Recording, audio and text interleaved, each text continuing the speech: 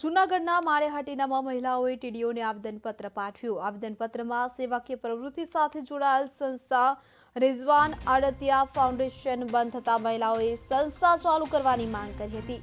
સંસ્થાની સેવાકીય પ્રવૃત્તિઓથી વિસ્તારમાં અનેક મહિલાઓ પગભર થઈ હતી, પરંતુ સંસ્થાના કર્મચારીઓ પર આરોપો લાગતા તંત્ર દ્વારા સંસ્થાની કામગીરી બંધ કરી દેવામાં આવી હતી કે જેથી મહિલાઓને સંસ્થાના માધ્યમથી મળતો રોજગાર બંધ થયો છે। સ્થાનિક મહિલાઓએ સંસ્થાની કામગીરી ફરી શરૂ કરવા માંગ કરી।